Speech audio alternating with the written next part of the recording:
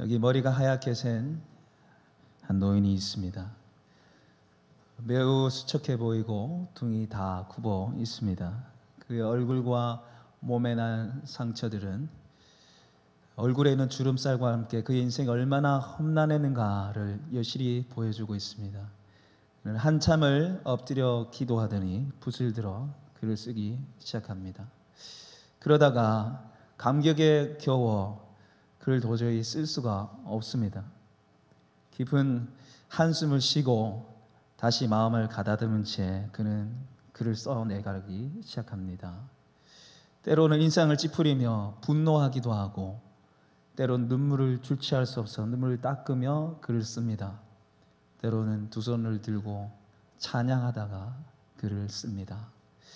글을 다 쓰고 나서 그는 이렇게 기도합니다. 이 편지가 그에게 닿기를, 이 편지가 그의 삶과 사역을 변화시키기를. 여러분, 이 글을 쓴 사람은 누굴까요? 바울입니다. 이 글을 받는 사람은 누굴까요? 디모데입니다. 그럼 이 글은 뭐죠? 디모데 전서입니다. 디모데 전서는 바울의 생애 말년에 쓴 편지 서신서입니다. 그의 영적인 아들 디모데에게 쓴 편지글이죠. 특별히 디모데 전후서는 바울의 십자가 복음에 대한 열정과 그 은혜를 거기에 다 해서 쏟아 부었습니다. 여러분, 왜 바울이 혼신의 힘을 다해 디모데 전서를 썼을까요? 왜 이 디모데 전서 속에 눈물 흘리며 때로는 찬양하며 이 글을 쓸 수 있었을까요? 그것은 그가 바로 은혜를 아는 사람이었기 때문입니다. 예수님의 사랑을 입고 은혜를 받고 그뿐만 아니라 자기가 받은 은혜의 가치를 아는 사람이었기 때문에 눈물 흘리며 글을 쓰고, 오늘 17절에 이게 사실은 찬양입니다. 영원하신 왕 곧 썩지 아니하고 보이지 아니하신 홀로 하나이신 하나님께 존귀와 영광과 영원 무궁하도 있을지어다. 아멘. 이걸 써내려가면서 찬양을 하고 있는 거예요. 눈물 흘리면서. 네. 그가 받은 은혜의 깊이와 넓이를 알기 때문에 이 글을 써내려가면서 울고 찬양하고 그렇게 했던 것입니다. 사랑하는 여러분, 오늘 말씀을 듣는 저와 여러분에게 이 바울의 감동이 있길 소망합니다. 우리를 향하신 십자가의 은혜, 그 은혜와 감격들이 불일 듯 일어나길 소망합니다. 단순히 은혜 받는데 그치는 것이 아니라 이미 받은 은혜를 알고 그 은혜로 주님 섬기시는 저와 여러분 되시길 소망합니다. 첫째로, 은혜 아는 사람의 고백은 나는 죄인입니다 라는 고백입니다. 은혜를 아는 사람의 고백은 나는 죄인입니다 라는 고백입니다. 우리 한번 따라하겠습니다. 나는 죄인입니다. 우리 다시 한번 나는 죄인입니다. 우리 15절 말씀 같이 한번 읽어보도록 하겠습니다. 읽겠습니다. 밑보다 모든 사람이 받을 만한 이 말이여, 그리스도 예수께서 죄인을 구원하시려고 세상에 임하셨다. 죄인 중에 내가 귀순이라. 아멘. 여러분, 오늘 15절에 바울은 복음의 핵심에 대해서 얘기합니다. 그리스도 예수께서 죄인을 구하려 이 땅에 오셨다. 이게 바로 복음의 핵심이죠. 예수님께서 죄인들을 구원하시기 위해서 이 땅에 오시고 십자가에 죽으시고 부활하셨다라는 것입니다. 그런데 이 복음에 대해서 사도 바울이 미쁘다 이 말이에요. 모든 사람이 받을 만한 말이요. 복음은 모든 사람이 받을 만할 말이라는 거죠.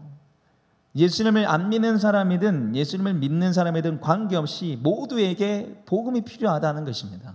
신앙생활 10년 하고 20년 하고 그런 사람이든 아니면 이제 갓 교회에 등록했든 관계없이, 목사님이나 장로님이나 권사님이나 집사님이나 관계없이, 목자나 목원이나 관계없이 모두에게 필요한 것이 바로 복음이요 십자가라는 것입니다.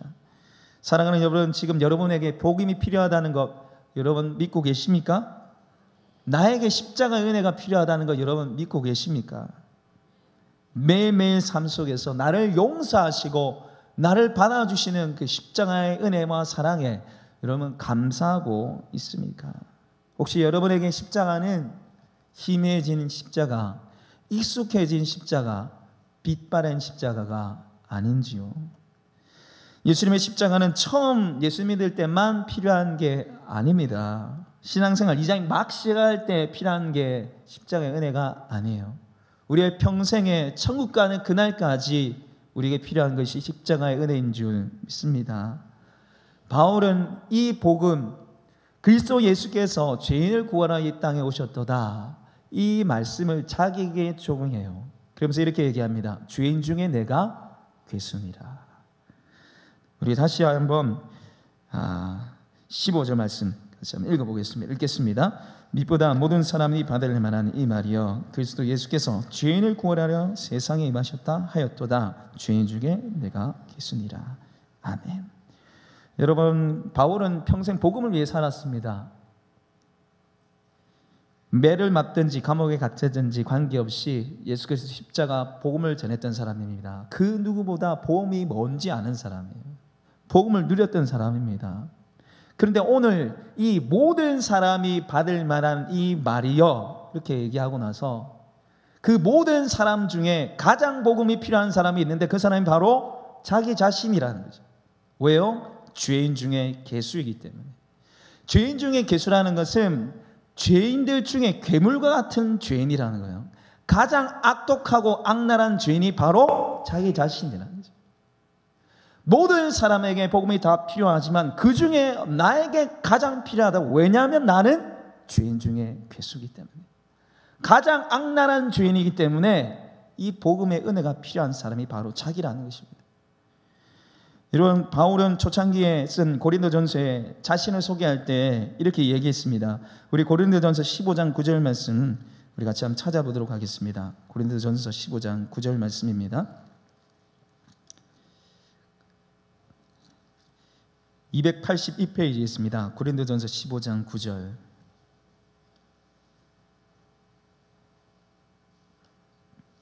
(281페이지에) 있습니다. 고린도전서 15장 9절 말씀 우리 같이 읽겠습니다. 나는 사도 중에 가장 작은 자라. 나는 하나님의 교회를. 아멘. 오늘 고린도전서를 쓸 때는 사도 바울이 사역을 이제 시작할 때 초창기에 쓴 거예요. 그런데 그때 자기를 소개할 때 사도 중에 가장 작은 자자 이렇게 소개를 합니다. 그런데 이후에 쓴 에베소서에서 자기 자신에 대해서 이렇게 소개합니다. 우리 에베소서 3장 8절 찾아보겠습니다. 에베소서 3장 8절입니다.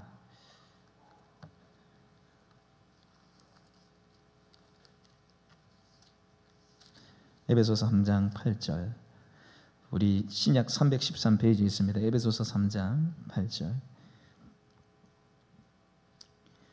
우리 같이 읽겠습니다. 모든 성도 중에 지극히 작은 자보다 더 작은 나에게 이 은혜를 주신 것은 측량할 수 없는 그리스도의 풍성함을 이만에게 전하게 하시고. 아멘. 여러분, 바울이 처음에 쓴 고린도 전서에는 사도 중에 가장 작은 자로 얘기합니다. 그런데 그 이후에 쓴 에베소서에 보시면 성도 중에 지극히 작은 자보다 더 작은 자라고 얘기해요. 그리고 그의 생애 말년에 썼던 오늘 디모데전서 1장 15절에 그를 소개할 때 죄인 중에 괴수라고 소개합니다. 가면 갈수록 낮아지고 가면 갈수록 죄인이라는 것입니다. 여러분, 사도 바울은 왜 이렇게 얘기했을까요? 그가 디모데전서를 쓸 때 죄를 지었기 때문입니까? 더 악해졌기 때문입니까? 그냥 겸손의 표현입니까? 여러분, 그렇지 않습니다. 그가 십자가의 은혜를 아는 거예요. 신학이 지나면 지날수록 이 십자가 앞에 자신의 죄가 얼마나 많이 용서받았는지 그가 아는 거예요. 십자가 앞에 나가면 나갈수록 자기가 죄인이라는 거죠. 그래서 자기 자신을 소개할 때 마지막에 죄인 중에 괴수라고 그렇게 얘기하는 것입니다. 여러분, 신앙의 성숙이 무엇입니까? 믿음이 성숙했다는 게 뭐죠? 십자가의 은혜를 아는 거예요. 그 십자가 앞에 내가 얼마나 용서받고 사는지를 아는 게 바로 믿음의 성숙입니다. 매일 새벽기도 나오고 매일 기도하고 큐티하고 교회 어떻게 돌아가는지 다 알아서 소개해주고 그런 게 믿음의 성숙이 아니고, 나를 사랑해서 나를 위해서 몸을 버리신 십자가의 은혜를 더 깊이 더 선명하게 누리는 게 바로 믿음의 성숙인 줄 믿습니다. 더 생생하게 십자가가 와 닿아야 한다는 것입니다.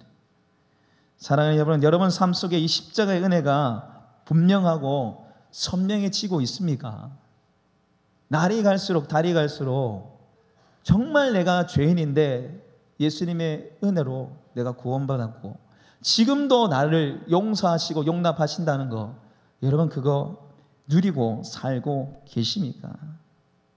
십자가를 알면 알수록 내가 죄인 중에 괴수구나 라는 그 고백들이 있습니까? 제가 남지제일교회에 있을 때 정말 존경할 만한 믿음의 선배들이 있었어요. 은퇴하신 장로님 부부인데 이분들이 교회에 오려면 이제 차를 타고 7km, 8km를 와야 돼요. 그런데 이 장로님이 수술하는 바람에 눈이 안 보여요. 눈이. 근데도 와요. 수요 성령 집회, 금요 철야, 주일 오전 다 와요. 제가 그때 강도사에 있었는데 저한테 늘 기도 부탁합니다. 검사님 올 때 사고 안 나게 기도해 주세요. 예배드리다 죽어도 좋지만 예배드리러 오다가 죽으면 하나님 영광 가릴까 봐 두렵습니다. 그렇게 얘기하더라고요. 어떤 분은 또 집사님이었는데 고추 농사, 깻잎 농사에 얼마나 힘든 생활을 하는지, 그런데 이분이 늘 찬양하면서 감사하면서 하는 거예요. 남편은 교회도 안 나옵니다.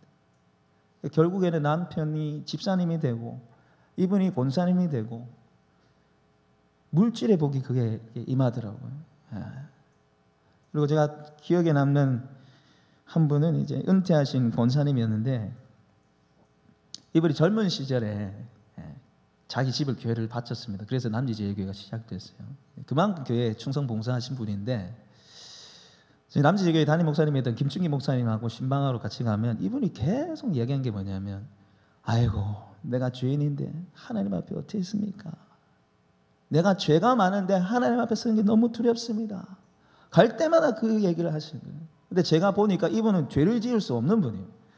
90이 다 되신 분인데 뭐 저희처럼 뭐 스마트폰을 하거나 세상을 즐기는 분이 아니에요. 이분 하는 거 보면 교회, 집 교회 이게 다예요.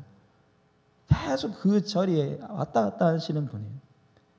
근데 늘 하시는 말씀, 내가 죄인인데 내가 하나님 앞에 어떻게 설고. 제가 처음에 들었을 때 아이고 권사님이 뭐 최근에 큰 죄를 지셨는갑다 제가 그 생각하고 했는데, 이거를 2번, 3번 들으니까 아니 죄 용서 받았다는 거 모르시나? 연세가 드셔서 이제 뭐 구원의 확신이 좀 오락가락 하시나? 제가 그렇게 생각했어요. 근데 이걸 4번, 5번 듣는데 무슨 생각을 했냐면, 이분이 십자가의 은혜를 아는구나.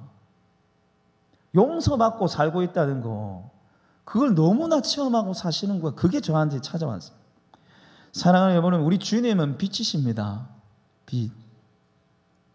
우리가 빛 대신 주님 앞에 나가면 우리 어둠이 드러나게 돼 있어요. 주님은 빛이시기 때문에 우리가 말씀을 통해서 기도를 통해서 주님 만나면 내 안에 있는 어둠이 드러나게 되어 있습니다.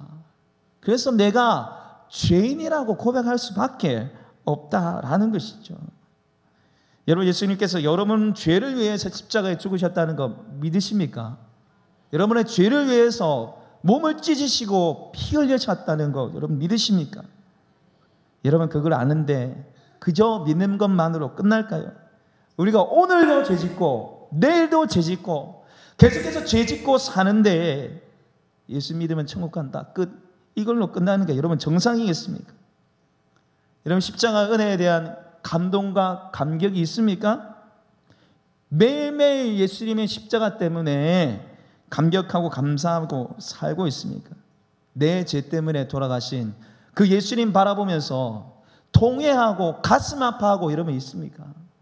냉랭하게 식은 나의 가슴 때문에 여러분 마음 아파하고 계십니까? 여러분 십자가를 보면서 이 은혜에 대한 감각이 살아나기 소망합니다. 십자가를 향한 영적인 감각이 살아나야 돼요.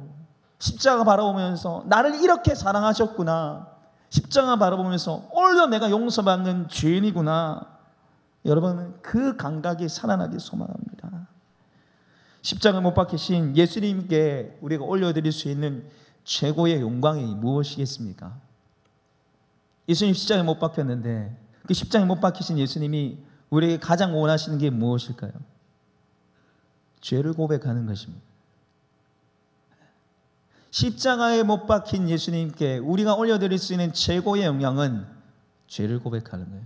예수님, 저 죄인입니다. 저의 죄 때문에 예수님 십자가에 못 박히셨습니다. 이 벌레 같은 나 때문에 주님이 죽으셨습니다. 그것이 우리가 주님 앞에 올려드릴 수 있는 최고의 영광입니다. 여러분, 십자가 앞에 죄인이 되시길 바랍니다. 죄 짓는 죄인이 아니라요, 내 죄가 얼마나 사함받고 살고 있는지를 아는 죄인, 나를 용서하시고 용납하신 것을 아는 죄인을, 그 죄인 되시길 바랍니다. 그리고 그 고백 속에 나를 용서하시고 사랑하시고 놀라운 은혜 속에 주님 섬기시는 저와 여러분 되시길 소망합니다. 두 번째로, 은혜를 아는 사람의 고백은 나는 사랑받는 죄인입니다 라는 고백입니다. 나는 사랑받는 죄인입니다. 이것이 은혜를 아는 자의 고백입니다. 우리 한번 따라해 보겠습니다. 나는 사랑받는 죄인입니다. 나는 사랑받는 죄인입니다. 여러분, 바울에게는 두 가지 약점이 있었습니다. 첫 번째는 말이 시원하지 않다는 것입니다. 떠듬떠듬 된다는 거죠. 말할 때. 우리 고린도후서 10장 10절 찾아보겠습니다. 고린도후서 10장 10절. 신약 297페이지에 있습니다. 고린도후서 10장 10절 말씀입니다.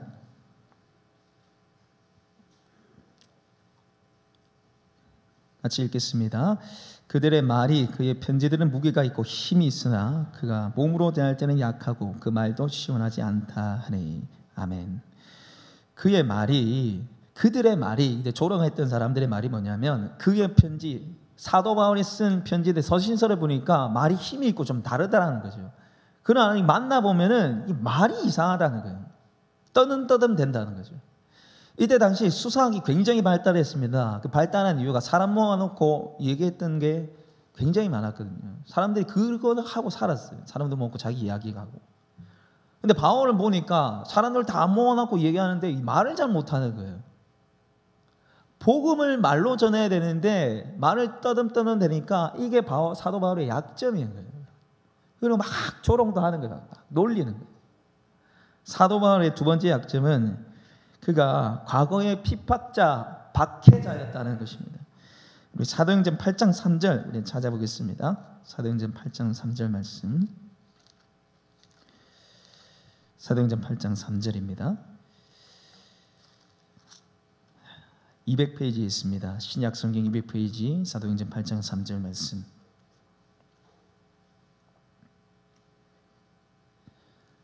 사도행전 8장 3절입니다. 우리 같이 읽겠습니다. 사울이 교회를 전멸할 새 각 자기 집에 들어가 남녀를 끌어나가 목에 넘기니라. 아멘. 여기서 말하는 사울은 바울이죠. 예수님 만나기 전에 바울. 사울이 교회를 전멸할 새 교회의 씨를 말리려 했다는 거예요. 뿌리를 뽑아내려고 했다는 거죠. 예수님 믿는 사람을 옥에 넣었다는 거죠. 복음을 전했던 사람, 복음에 대해서 장애물이었다는 거죠. 그리고 8장 1절에 보시면 사울은 그가 죽인 다음을 마땅히 여기더라. 그는 누굽니까? 스데반입니다. 스데반이 죽임 당하는 거 그거 마땅하다는 거죠. 네, 그리고 7장에 보면 이 바울한테 돌 던지는 사람들이 옷을 맡겨놔요. 동참했다는 거죠. 어떤 데 보니까 주도했다는 거죠. 주도, 사도 바울. 예수님을 믿는 사람들을 옥에 가두고 스데반을 죽이는데 동참했던 사람이 바로 사도 바울이었습니다. 지금은 복음 전하고 있지만 과거에 복음 전하는 사람을 죽이고 핍박했던 사람입니다. 여러분, 수많은 사람들이 바울의 과거를 알고 변절할 수 있다고 생각했을 거예요. 언제 돌변해서 예수님 우리 믿는 우리 죽일지 모른다. 그 생각했을 겁니다. 그리고 이 스데반의 친척과 가족들이 무슨 생각하겠어요? 아니, 우리 가족을 죽여놓고는, 우리 친척을 죽여놓고는 오늘 갑자기 자기 예수님 믿는다고 복음 전한다는 거예요. 여러분, 그게 이해가 되겠습니까? 뿐만 아니라 바울 자신 속에 죄책감이 분명히 일어날 수 있었습니다. 과거에 예수님 믿는 사람을 죽였다는 거예요.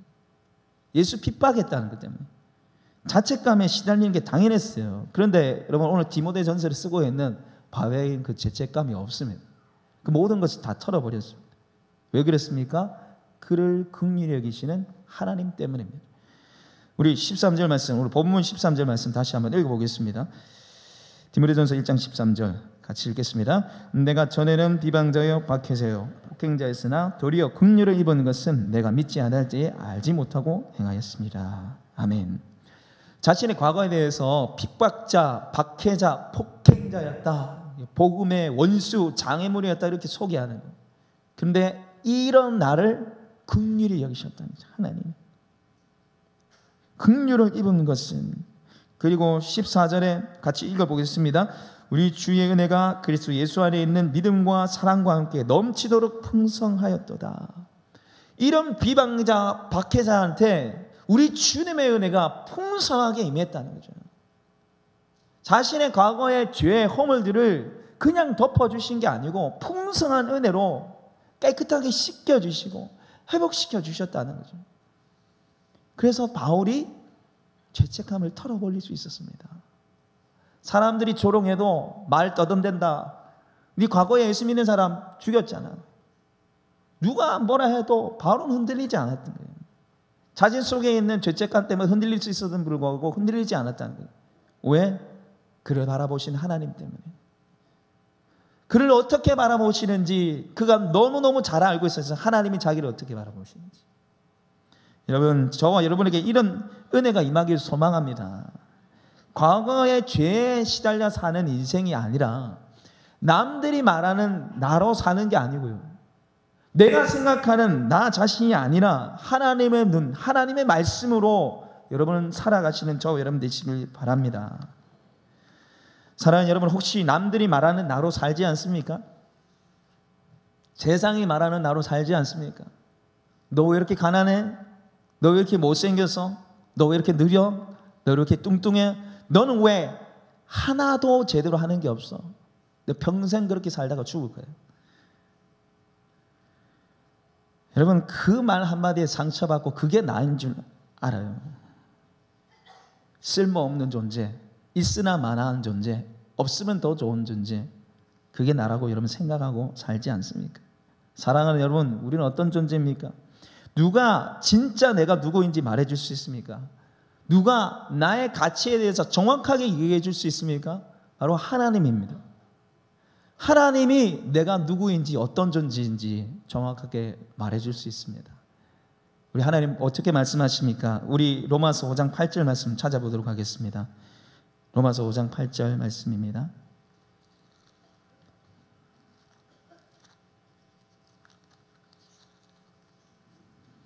로마서 5장 8절, 신약 245페이지에 있습니다.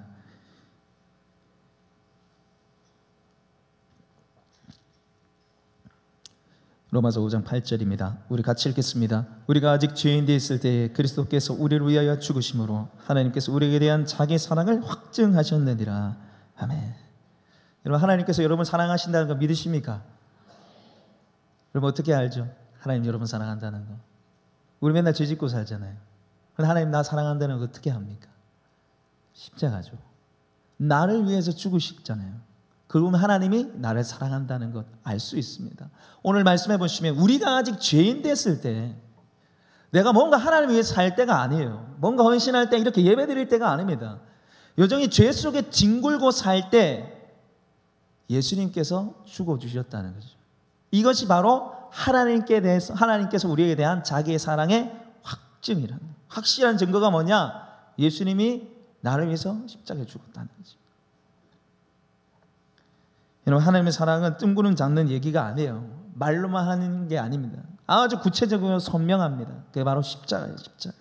그리고 하나님은 이 사랑으로 저와 여러분을 보십니다. 하나님은 그냥 우리를 보시는 게 아니라 십자가를 통과해서, 예수님을 통과해서 저와 여러분을 보시는 줄 믿습니다.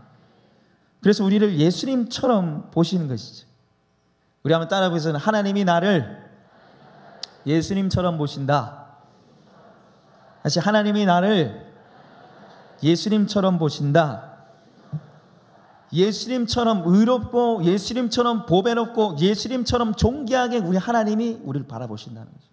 십자가를 통과해서. 여러분, 칭이라는 말이 무엇입니까? 의롭다고 불러주시는 거죠. 너는 의로운 존재라고 말해 주시는 겁니다. 하나님이 속아주는 게 아닙니다. 하나님이 그냥 하는 말이 아니에요. 예수님을 통과해서, 십자가를 통과해서 이렇게 보시는 거지.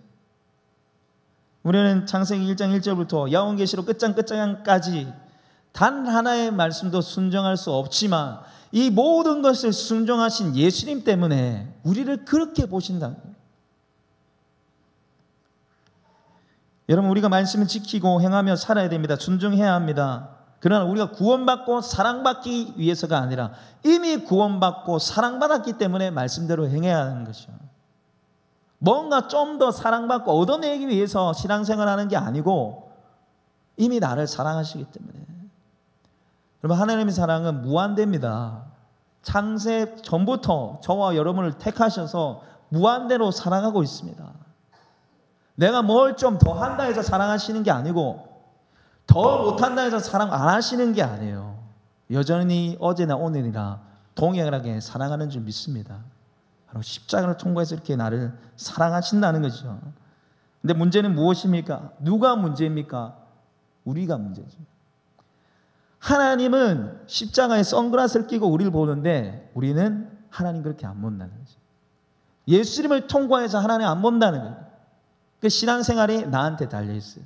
내가 잘해야 되고 내가 못하면 하나님이 나를 벌하시고 뭔가 찜찜해서 교회에 나와서 섬기고 주일 성수하고 나한테 달려있는 거예요. 그러니까 신앙생활 너무너무 힘든 거예요. 날씨가 너무 더워서 다대포 낙주 분수에 갔습니다. 열심히 분수 소리를 보고 있는데 지갑을 놔두고 와버렸어요. 제 얘기가 아닙니다. 저는 지갑 없어요. 지갑 안 들고 다닙니다. 분수 열심히 보고 있는데 지갑을 놔두고 왔어요. 근데 지갑 속에 5만 원짜리 5장, 만 원짜리 10장, 신용카드 5개, 주민등록증이 들어있습니다. 그런데 아무리 찾아가도 없어요. 주변 사람한테 지갑 못 봤냐고 물어도 모른대요. 큰일 났다 하는 생각과 함께 이제 머리에 탁 스쳐 지나가는 거예요. 이번 주에 내가 늦잠 자서 예배를 30분 지각했는데 덥다고 목장 모임 안 갔는데 그래 보니까 이번 주에 말씀 한 장도 안 읽었네. 기도는 밥 먹을 때만 기도했네. 아이고 하나님, 제가 주일 성수 안 해서 그렇죠. 한 번만 용서해 주시고 제발 좀 지갑 좀 찾게 해주세요. 여러분, 저도 가끔씩 그래야 삽니다. 죄를 많이 지으면 운전할 때 겁이 나더라고요. 이거 사고 나는 거 아이가. 하나님, 내 그렇게 하는 거 아니겠지? 조심조심 제가 운전해요. 여러분, 우리 주일 성수 안 하면, 목장 예배 안 드리면 우리 지갑 잊어버리게 하십니까, 하나님이? 그럴 수도 있겠죠. 그럴 수도 있습니다. 그러나 여러분, 우리가 잘못한 대로 하나님 우리 벌하신다면 여기 남아있을 사람 아무도 없습니다. 우리가 죄 지은 대로 하나님이 벌하시면 여기 남아있을 사람 아무도 없어요. 다 죽은 인생이죠. 여러분, 이것은 제가 주일 성수 안 해도 된다, 목장 모임 안 드려도 된다, 이게 아닙니다. 죄책감에 시달리면서 벌하실까 무서우면서 예배드리고 목장 모임 나오시면 안 된다는 것이죠. 예수님처럼 나를 보시는 그 사랑에 힘입어 예배드려야 한다는 것입니다. 나를 사랑하시기 때문에 그 충만한 은혜와 사랑을 나에게 주시기 때문에 예배드리고 목장 모임하고 헌신하셔야 된다는 것입니다. 사랑하는 여러분, 하나님께서 우리에게 가장 먼저 원하시는 것은 교회를 섬기는 것도 아니요, 하나님 나라를 위해 사는 것도 아닙니다. 우리가 하나님 사랑 속에서 하나님 사랑과 은혜를 누리는 것입니다. 예수님을 통과해서 나를 너무나 보배롭고 존귀하게 보시는 그 하나님 사랑 속에서 우리가 사랑을 받고 섬기고 헌신하길 주님이 그렇게 원하시는 것입니다. 여러분, 그 사랑 속에 신앙생활을 하시고 그 사랑으로 몸된 교회를 섬기시는 저와 여러분 되시길 소망합니다. 우리 세 번째로, 은혜를 아는 자의 고백은 나는 사랑받아 섬기는 죄인입니다 라는 고백입니다. 나는 사랑받아 섬기는 죄인입니다. 우리 한번 따라해 보겠습니다. 나는 사랑받아 섬기는 죄인입니다. 나는 사랑받아 섬기는 죄인입니다. 네. 우리 디모데전서 본문으로 들어서 1장 12절 말씀 우리 같이 한번 읽어보겠습니다. 읽겠습니다. 나를 능하게 하신 그리스도 예수 우리 주께 내가 감사함은 나를 충성되게 여겨 내게 직분을 맡기심이니. 아멘. 여러분, 오늘 바울이 섬기는 직분, 복음을 위한 헌신을 충성되이 여겨 맡기셨다 이렇게 얘기하고 있어요. 여러분, 이 말이 충성됐다는 말입니까? 충성 안 됐다는 말입니까?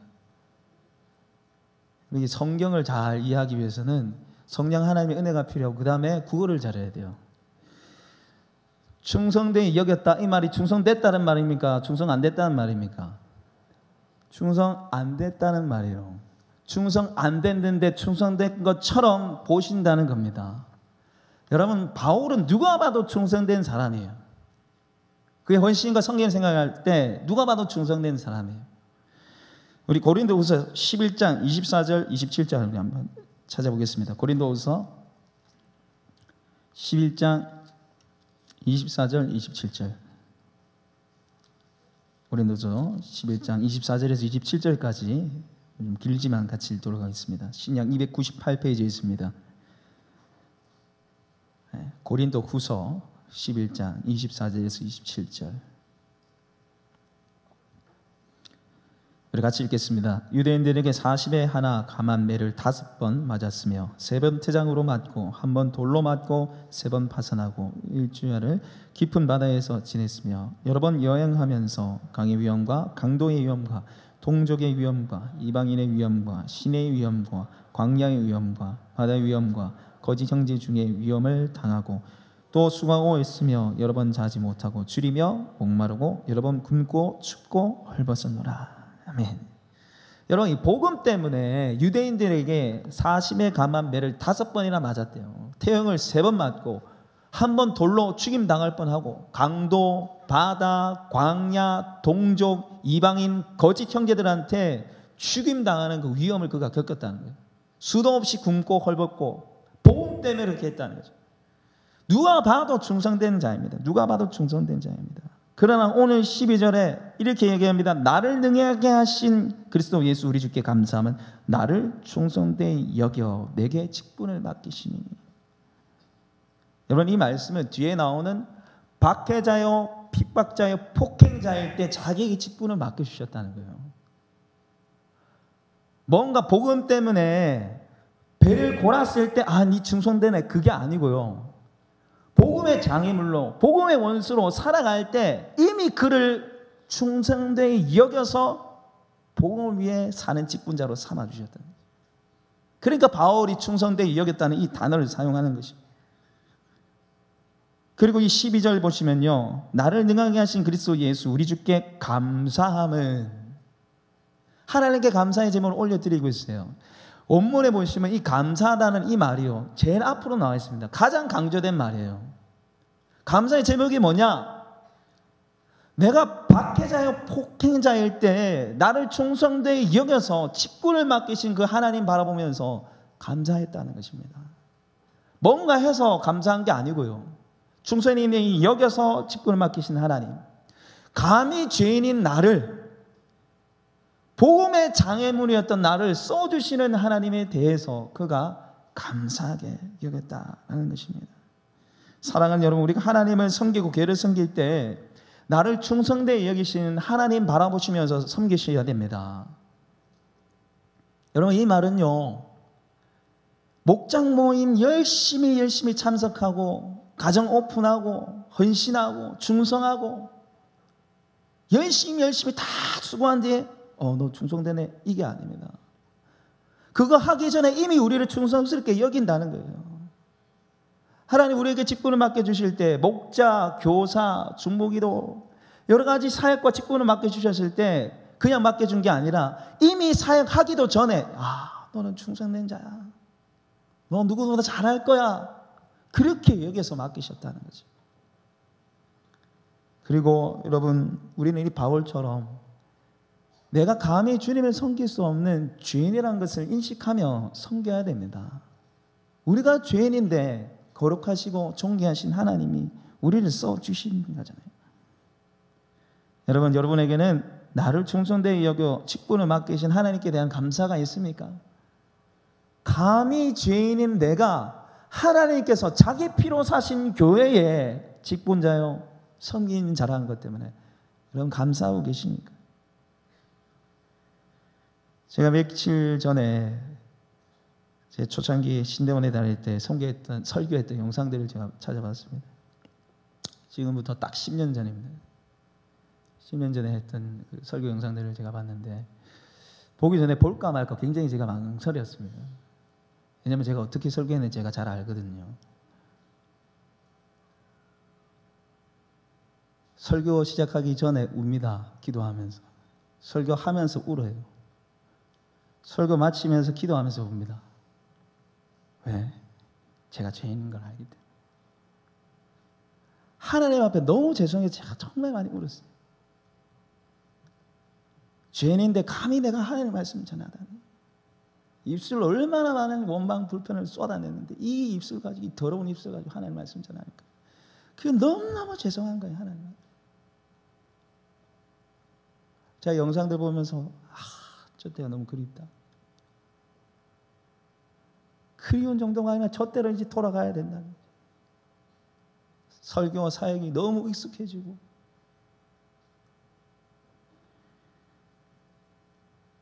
그때는 제가 감히 하나님께 쓰임받을 수 없는 죄인이라는 걸 뼛속 깊이 제가 깨닫고 있었습니다. 제가 죄인이라는 것 때문에 하나님 은혜만을 붙들고 나갔어요. 그리고 저를 써주시는 하나님께 대한 감사와 감격이 있었습니다. 제가 그거 보고 하나님 제가 저렇게 돼야 되는데 지금 제가 어떻게 지금 하고 있습니까? 회개가 일어나고 여러분에게 하나님께서 죄인인 나를 사용하신다는 것에 대한 그런 감사와 감격이 있습니까? 감히 내가 하나님을 섭니다. 감히 내가 섬기기 전에 나를 충성스럽게 여기시다. 여러분, 하나님께서 우리에게 놀라운 기적 3가지를 주셨습니다.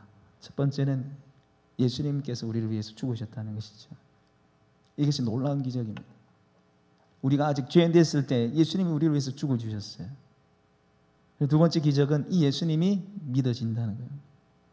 세상에 수많은 사람들이 있지만 예수님 믿는 사람들이 그렇게 많지 않습니다. 오직 성령님의 은혜로 기적적으로 우리가 예수님 믿는 줄 믿습니다.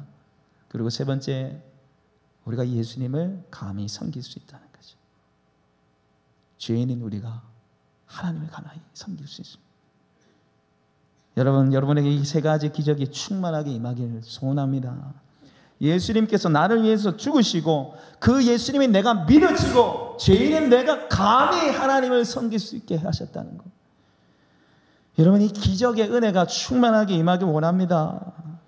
예수님에서 헌신할 수 있다는 그 감격 속에 주님을 위해서 섬기기는 충성되이 나를 모시는 그 은혜 속에 섬겨가시는 저와 여러분 되시길 소망합니다.